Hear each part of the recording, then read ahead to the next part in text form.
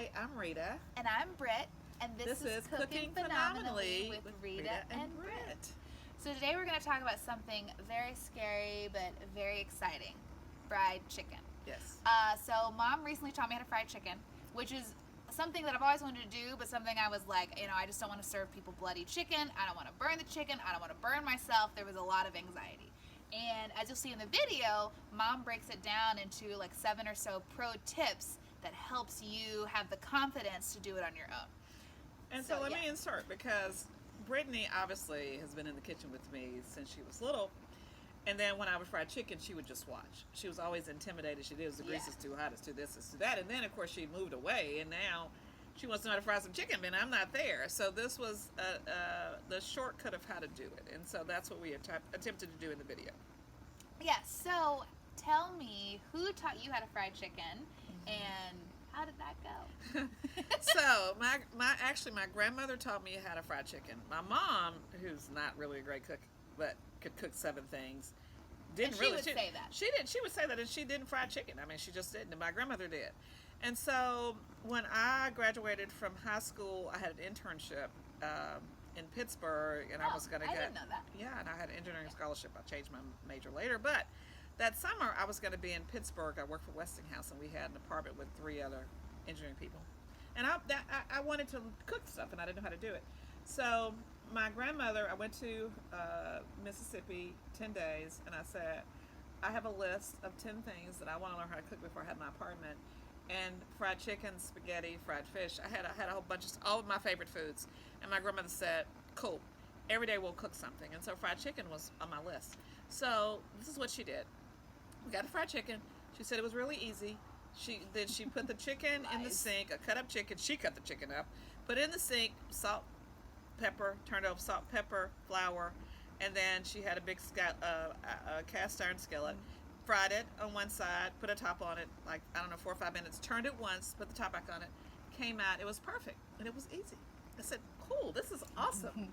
Okay, so I went to Pittsburgh, and then I was going to cook fried chicken, and I got the cut up chicken, and I did the salt and the pepper, and I had a pan, and I had a top, and I thought I did what she did, and it looked really great, and I cooked it, and I bit into it, and there was a blood fest. And I'm like, obviously something awful has happened here. And frankly, it took me many, many years, many, many recipes to get to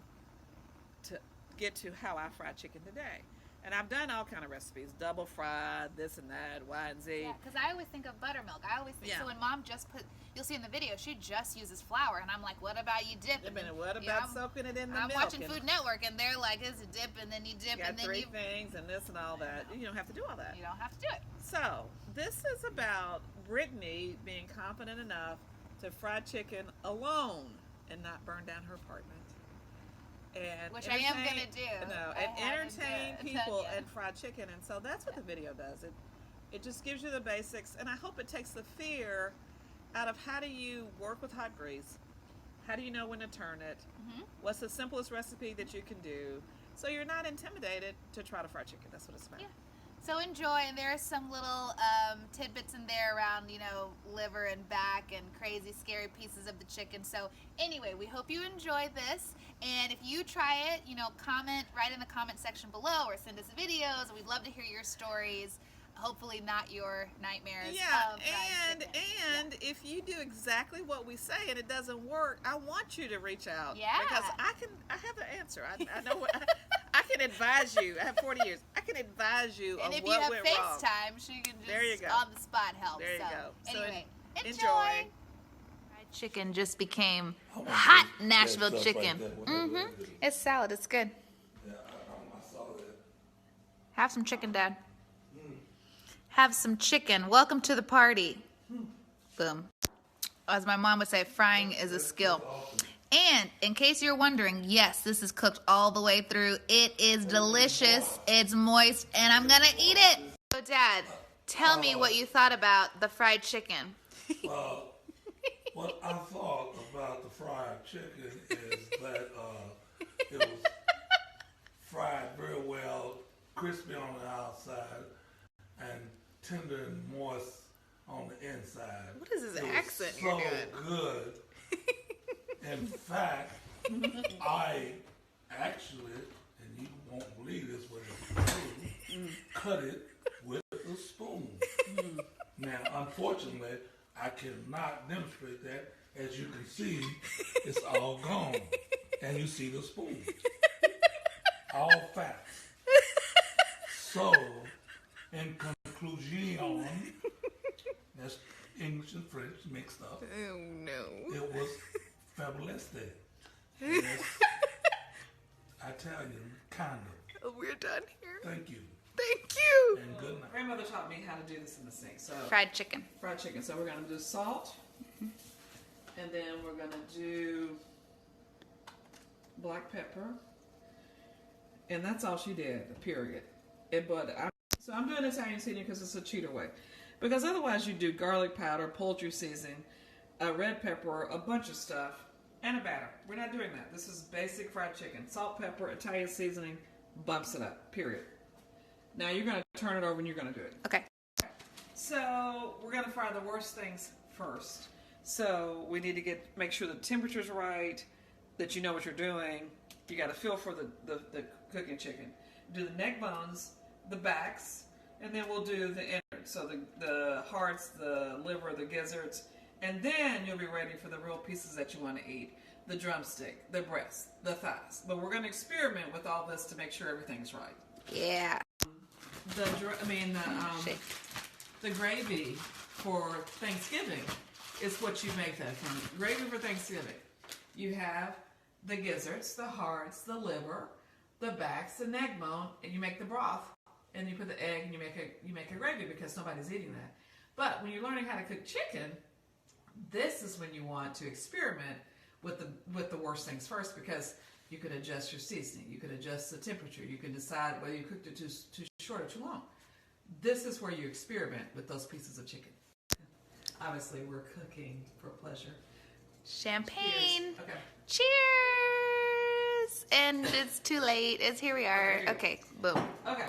So my grandmother cooked chicken in a cast iron skillet, and I do too. We're not doing that here in Bloomington. So, My bad. I'm trying to get this up to 10.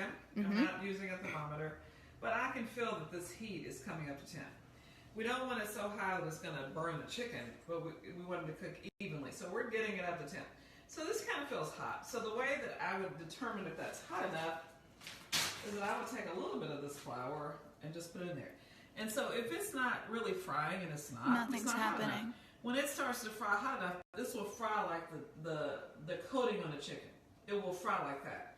So that's when I'm waiting for this to get up to hot. I'm gonna feel it like this, and then I'm gonna continue to do this until it's high enough, and that's when I'll put the experimental pieces of chicken, the worst things first, into this and see what I've got going on. Cool. You do that outside because you have propane. When you're grilling with propane and all this stuff, you're conscious of lighting up something. But you have to be conscious of that cooking is with fire and with grease. Respect the heat. And we have to respect the heat. You really do. You have to be conscious of where the eyes are, where the utensils are, how close the paper is. Are you going to set something on fire? Are you going to burn yourself? Can you flip it over? Is it connected to something else? So you have to respect the heat because people get hurt. Good. Okay. So you see this little piece here that's beginning Bubbling. to fry? Okay, so you see these. So now, right? Yeah. You see the flour beginning to fry by itself. So that's what will happen when it's on something.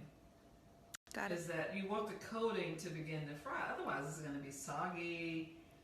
The meat is not going to cook through and through, or it's going to be cooked uneven. And there's still a little bit. It still needs a little more heat. Okay. See, it's still not hot enough. Okay. That just tells you, even though the grease is frying, if it was hot enough, it would come up really hot in this. So We'll wait. Or we just let that. we'll let that do its thingy. Okay. So again, we're gonna see if We've moved eyes. see how that's frying. There we go. So now it's ready to fry. So again, we're doing the worst things first, and then we'll give this to you. Delivered. What's this? No, Oh, am I here's doing the it? back. Here's the back. You got it.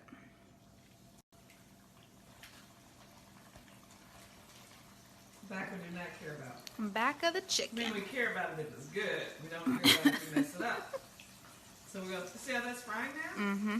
So you want the grease hot enough so that it's frying the food all the way through.